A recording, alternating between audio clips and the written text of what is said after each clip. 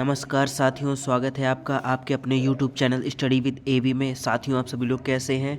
आशा करता हूँ आप सभी लोग अच्छे होंगे, स्वस्थ होंगे, अध्ययनरत होंगे आपके आगामी एग्ज़ाम्स के लिए, जो कि आपका सीटेट 8 फरवरी के एग्ज़ाम में। साथियों, उसके लिए आप बिल्कुल जी जान से मेहनत करना शुरू कर दीजिए, क्योंकि अब 2026 शुरू हो चुका है और आपके प्रिपरेशंस के लिए सिर्फ 36 डेज़ ही केवल रिमेन है। तो बिल्कुल जुट जाइए और यहाँ से आपको हमें डेली पर डे आपके लिए क्लास सीटेट की आती रहेगी, तो उसको भी देखते रहिए और अपना बुक से प्रिपरेशंस करते रहिए।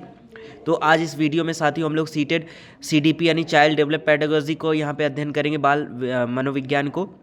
आज प्रैक्टिस सेट हमारा दूसरा है।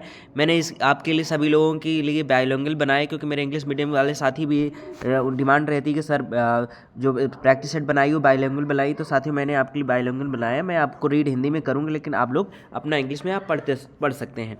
तो प्रश्न नंबर पहला है साथियों, यदि कोई बच्चा अपनी गलती स्वयं पहचान कर सुधार करता है तो यह किस विकास को दर्शाता है? ऑप्शन ए सामाजिक, ऑप्शन बी संज्ञानात्मक, ऑप्शन सी भावनात्मक और ऑप्शन डी नैतिक। तो यदि कोई बच्चा अपनी गलती स्वयं पहचान कर सुधार करता है तो यह किस विकास को दर्शाता है? तो ये दर्शाता है साथियों संज्ञानात्मक विकास को। तो ऑप्शन बी क्या हो जाएगा? कॉग्निटिव डेवलपमेंट, यानी option B is the correct answer हो जाएगा। जब बच्चा अपनी गलती पहचान कर खुद सुधार करता है तो वह सोच समझ कर निर्णय ले रहा है। यह सेल्फ रेगुलेशन और थिंकिंग एबिलिटी को दर्शाता है, जो संज्ञानात्मक विकास का एक भाग है। बढ़ते हैं नेक्स्ट प्रश्न पर। प्रश्न नंबर 2, एक छात्र गणित में कमजोर है लेकिन चित्रों के माध्यम से जल्दी सीख जाता है, यह किस बुद्धि को दर्शाता है? ऑप्शन ए तार्किक, ऑप्शन बी भाषाई, ऑप्शन सी स्थानिक और ऑप्शन डी संगीतिक।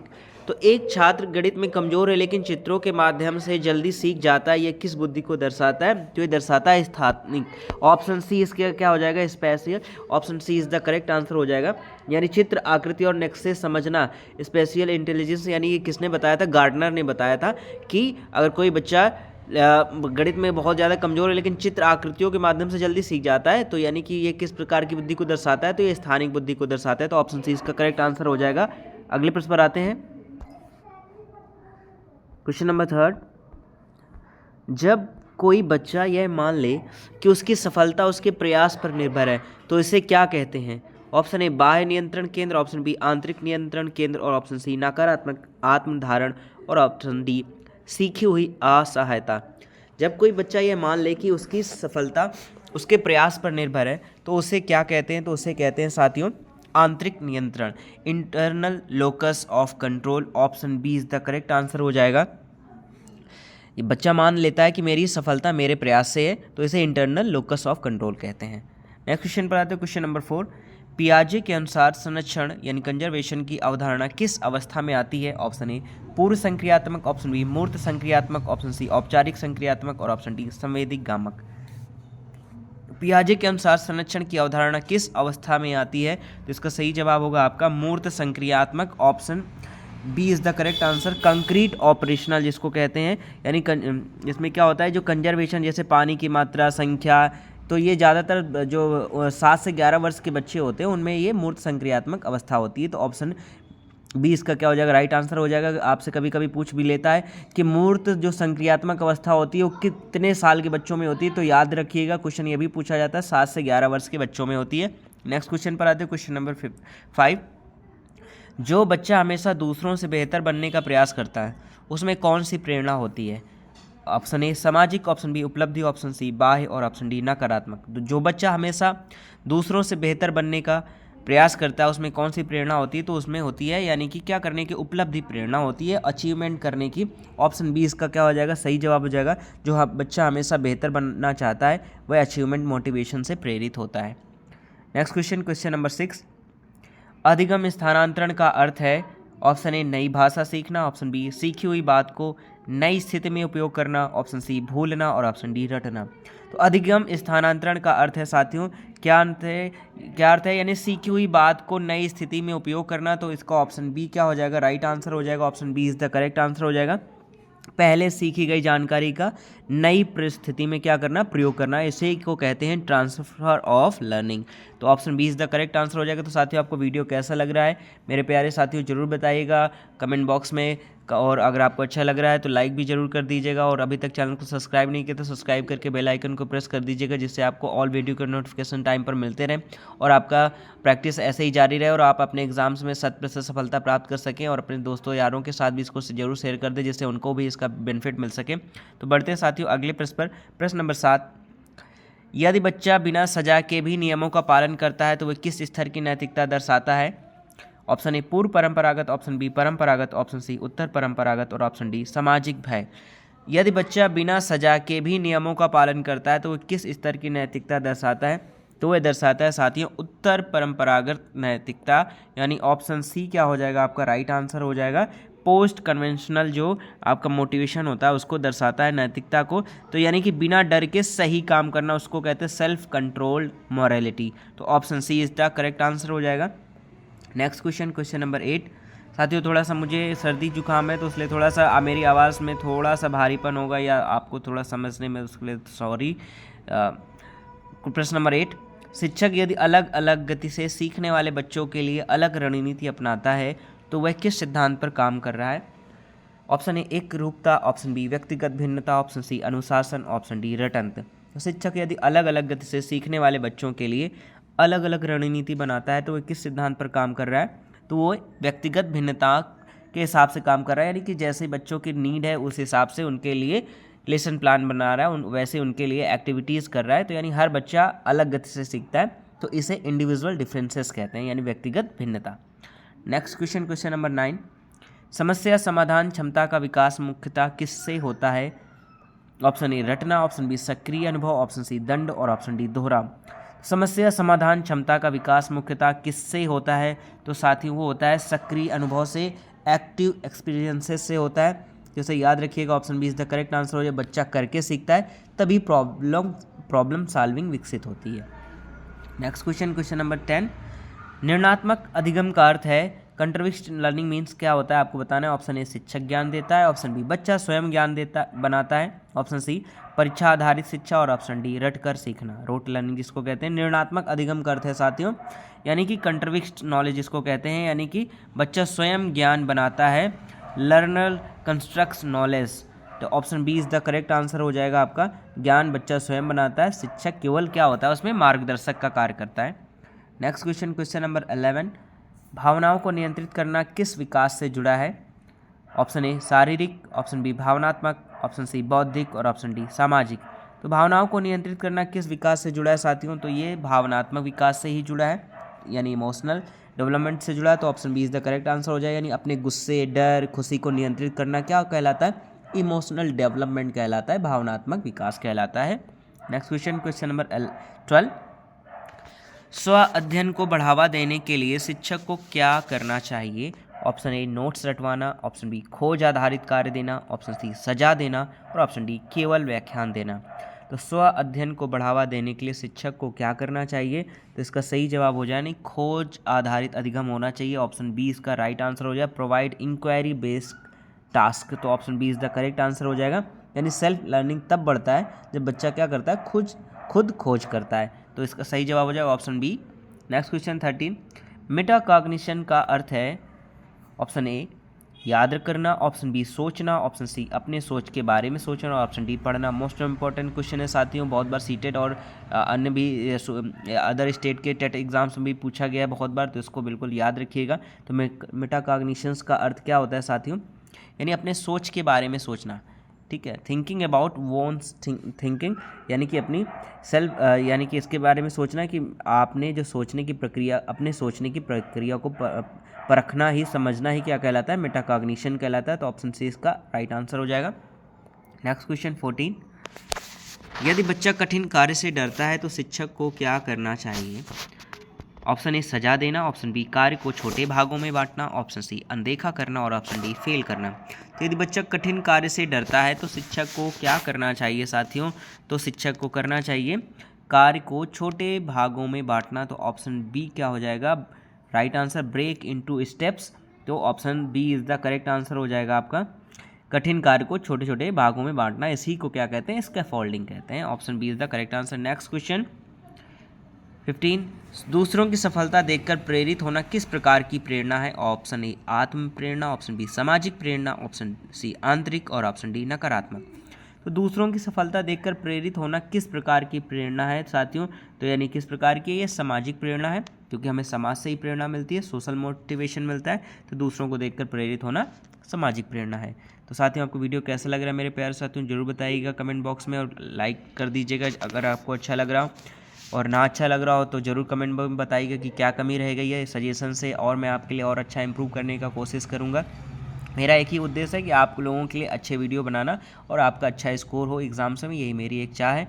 इसलिए मैं डेली आपके लिए प्रयास करता हूँ कि मैं सुबह 7 बजे और शाम को 5 बजे मेरी 2 डेली वीडियो पढ़ते हैं।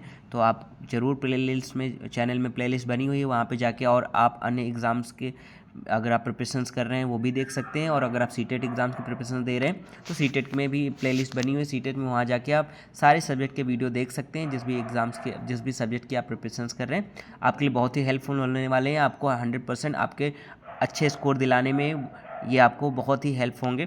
तो बढ़ते हैं साथियों नेक्स्ट क्वेश्चन 16 पर। सहपाठी अधिगम का अर्थ है? ऑप्शन ए शिक्षक द्वारा पढ़ाना, ऑप्शन बी बच्चों का एक दूसरे से सीखना, और ऑप्शन सी अकेले पढ़ना, और ऑप्शन डी परीक्षा से सीखना। तो सहपाठी अधिगम का अर्थ है साथियों क्या होता है? यानी बच्चों का एक दूसरे से सीखना, students learning from each other. Option B is the correct answer हो जाएगा। नेक्स्ट क्वेश्चन 17, वह प्रक्रिया जिसके द्वारा बच्चा समाज के नियम और मूल्य सीखता है कहलाती है? ऑप्शन ए समाजीकरण, ऑप्शन बी अनुकरण, ऑप्शन सी प्रेरणा, और ऑप्शन डी बुद्धि। तो वह प्रक्रिया जिसके द्वारा बच्चा समाज के नियम और मूल्य सीखता है, तो वो प्रक्रिया कहलाती है साथियों सोशलाइजेशन, यानी समाजीकरण ही कहलाती है। तो ऑप्शन आपका ए क्या हो जाएगा? राइट आंसर हो जाएगा, समाज के नियम सीखना यानी socialisation. Next question, question number 18, यदि शिक्षक बच्चे की क्षमताओं को पहचान कर पढ़ाता है तो वह कौन सा दृष्टिकोण अपना रहा है? ऑप्शन ए दोष आधारित, ऑप्शन बी शक्ति आधारित, ऑप्शन सी दंडात्मक, और ऑप्शन डी उपेक्षात्मक। तो यदि शिक्षक बच्चे की क्षमताओं को पहचान कर पढ़ाता है तो वह कौन सा दृष्टिकोण अपनाता है? तो इसका सही जवाब हो जाएगा यानी शक्ति आधारित, यानी किसकी कौन सी बच्चे की क्या स्ट्रेंथ है, किस पे उसको ज़्यादा फोकस करने की ज़रूरत नहीं है, और किस पे यानी कमज़ोर किस पे है उस पे ज़्यादा उसको फोकस करने की ज़रूरत है। तो ये यानी शक्ति आधारित, इसको स्ट्रेंथ बेस कहते हैं। तो ऑप्शन बी आपका क्या हो जाएगा? बच्चे की ताकत पहचान कर पढ़ाना आधुनिक शिक्षा का आधार है। तो ऑप्शन बी इसका यही क्या हो जाएगा? राइट आंसर हो जाएगा। नेक्स्ट क्वेश्चन 19, अधिगम प्रक्रिया में सबसे महत्वपूर्ण भूमिका किसकी होती है? ऑप्शन ए पाठ्य पुस्तक, ऑप्शन बी शिक्षक, ऑप्शन सी विद्यार्थी, और ऑप्शन डी विद्यालय। तो कई एग्जाम्स में टेट में पूछा गया है, अन्य राज्यों के एग्जाम्स में। तो अधिगम प्रक्रिया में सबसे महत्वपूर्ण भूमिका किसकी होती है साथियों? तो होती है विद्यार्थी, क्योंकि विद्यार्थी ही नहीं होगा तो कैसे होगा, ठीक है। तो मेन सेंट्रलाइज्ड किस पे होती है फोकस? यानी कि स्टूडेंट्स पे। तो सीखने का केंद्र क्या होना चाहिए? बच्चा होता है। तो यही आपका option C is the correct answer होगा। नेक्स्ट क्वेश्चन 20, बाल केंद्रित शिक्षा का अर्थ है? ऑप्शन ए केवल पाठ्यक्रम, ऑप्शन बी केवल शिक्षक, ऑप्शन सी बच्चे की आवश्यकता और रुचि के अनुसार शिक्षा, और ऑप्शन डी केवल परीक्षा। तो बाल केंद्रित शिक्षा का अर्थ क्या है साथियों? बच्चे की आवश्यकता और रुचि के अनुसार शिक्षा। तो ऑप्शन सी इसका क्या हो जाएगा? राइट आंसर हो जाएगा। चाइल्ड सेंटर्ड एजुकेशन, ये बच्चे की रुचि क्षमता के अनुसार पढ़ाना।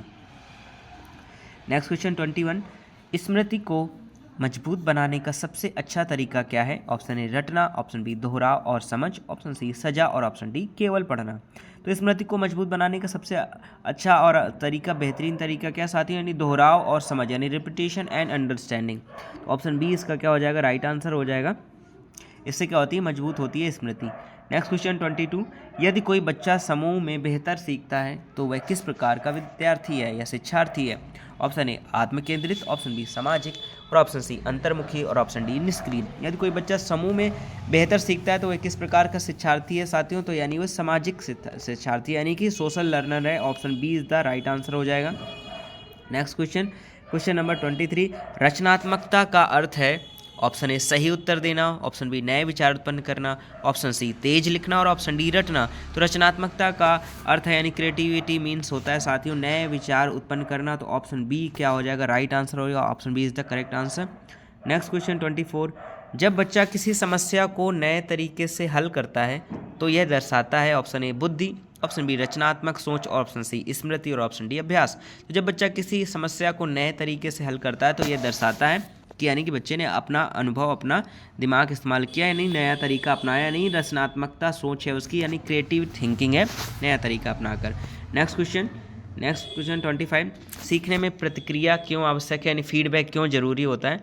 ऑप्शन ए डर पैदा करने के लिए, ऑप्शन बी सुधार के लिए, और ऑप्शन सी दंड देने के लिए, ऑप्शन डी समय काटने के लिए। तो सीखने में प्रतिक्रिया क्यों आवश्यक है साथियों? तो क्यों आवश्यक है? तो सुधार के लिए, कि हाँ उसमें क्या सुधार की आवश्यकता है, इसलिए फीडबैक लिखना बहुत ही ज़रूरी होता है, यानी फीडबैक से बच्चा अपनी गलती सुधारता है। नेक्स्ट क्वेश्चन 26, जो बच्चा बार बार प्रयास करता है उसमें क्या होता है? ऑप्शन ए भय, ऑप्शन बी धैर्य, ऑप्शन सी आत्म प्रेरणा, और ऑप्शन डी आलस्य। तो जो बच्चा बार बार प्रयास करता है तो उसमें क्या हो जाता है साथियों, यानी कि सेल्फ मोटिवेशन होता है, तो आत्म प्रेरणा होती है। तो ऑप्शन सी इसका क्या हो जाएगा, राइट आंसर हो जाएगा आत्म प्रेरणा, यानी बार बार प्रयास करने से आंतरिक प्रेरणा मिलती है। नेक्स्ट क्वेश्चन 27, विकास और अधिगम में मुख्य अंतर क्या है? ऑप्शन ए दोनों एक हैं, ऑप्शन बी विकास जैविक है, अधिगम अनुभव से है, और ऑप्शन सी दोनों केवल स्कूल से हैं, ऑप्शन डी कोई अंतर नहीं। तो विकास और अधिगम में मुख्य अंतर क्या है साथियों? तो मुख्य अंतर किस बात का है? तो विकास जैविक है और अधिगम क्या है, अनुभव से आता है। यानी development is a biological, but learning क्या है आपकी, लर्निंग इज अ एक्सपेरिमेंटल। तो ऑप्शन बी क्या हो जाएगा आपका, राइट आंसर हो जाएगा। साथियों मेरे इंग्लिश मीडियम के भी साथी हैं, वो आप लोग भी अगर मेरी वॉइस आपको अगर ज़्यादा दिक्कत दे तो आप मेरी वीडियो को कम स्लो आवाज़ में भी आप चला के आप स्वयं से क्वेश्चन देख सकते हैं, टिक कर सकते हैं और अपना स्कोर जान सकते हैं कि आपका स्कोर कितना रहा। वीडियो क्लास में अपना स्कोर भी ज़रूर बताएं। शिक्षक को बच्चों की गलतियों को कैसे देखना चाहिए? ऑप्शन ए असफलता, ऑप्शन बी सीखने का अवसर, ऑप्शन सी कमजोरी, और ऑप्शन डी अनुशासनहीनता। तो शिक्षक को बच्चों की गलतियों को कैसे देखना चाहिए? तो सीखने के अवसर के तौर पर देखना चाहिए, कि यानी बच्चा सीखने का प्रयास कर रहा है इसलिए उससे गलतियां हो रही हैं, यानी अपॉर्चुनिटी टू लर्न, यानी कि अगर अवसर ही देंगे तभी तो सीख पाएगा। तो option B is the correct answer हो जाएगा। नेक्स्ट क्वेश्चन 29, यदि बच्चा बिना डर के प्रश्न पूछता है तो कक्षा का वातावरण कैसा है? ऑप्शन ए कठोर, ऑप्शन बी सहायक, और ऑप्शन सी दंडात्मक, और ऑप्शन डी उपेक्षात्मक।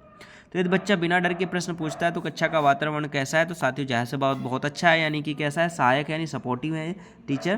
तो option B is the right answer हो जाएगा, यानी बिना डर का माहौल यानी सपोर्टिव क्लासरूम है। तो साथियों आपको वीडियो कैसा लगा मेरे प्यारे साथियों जरूर बताइएगा। एक प्रश्न बचा हुआ है, क्वेश्चन है लास्ट में, और उसके बाद में अपना स्कोर भी जरूर बताएं। वीडियो कैसा लगा जरूर बताएं। अगर अच्छा लगा हो तो लाइक कर दीजिएगा, ना अच्छा लगा हो तो अपना सजेशन जरूर कमेंट बॉक्स में बताएं। वैसे मेरा प्रयास तो यही है कि आपको अच्छा लगना चाहिए, तो ज़रूर लाइक कर दीजिएगा, इससे मुझे मोटिवेशन मिलता है। और साथ ही साथ चैनल में प्लेलिस्ट बनी हुई है साथियों, अगर आप अन्य सब्जेक्ट के वीडियो देखना चाहते हैं तो वहाँ से जाके देख सकते हैं, और अपने दोस्तों के साथ भी इसको शेयर कर सकते हैं, जिससे उनको भी इसका बेनिफिट मिल सके और वो अपने एग्ज़ाम्स में 100% सफलता प्राप्त कर सके। तो आज के अंतिम प्रश्न पर आते हैं साथियों। सीटेट के अनुसार एक अच्छा शिक्षक वह है जो ऑप्शन ए बहुत तेज पढ़ाए, ऑप्शन बी बच्चों की आवश्यकताओं को समझे, और ऑप्शन सी केवल परीक्षा पर ध्यान दे, और ऑप्शन डी सख्त अनुशासन रखे। तो सीटेट के अनुसार एक अच्छा शिक्षक वह है, according to the CTET a good teacher is one who, यानी कि बच्चों की आवश्यकताओं को समझे और उसके हिसाब से पढ़ाए, वही सबसे बेस्ट टीचर है। तो option B is the right answer हो जाएगा। सीटेट के अनुसार अच्छा शिक्षक वही जो बच्चों की ज़रूरत समझे। तो आज के ये 30 अति महत्वपूर्ण प्रश्नों का साथियों हम लोगों ने अभ्यास किया CDP के बाल मनोविज्ञान के। आशा करता हूँ आप सभी लोग को अच्छे लगे होंगे। तो साथियों वीडियो के लास्ट तक बने रहने के लिए आप सभी लोगों का बहुत बहुत धन्यवाद।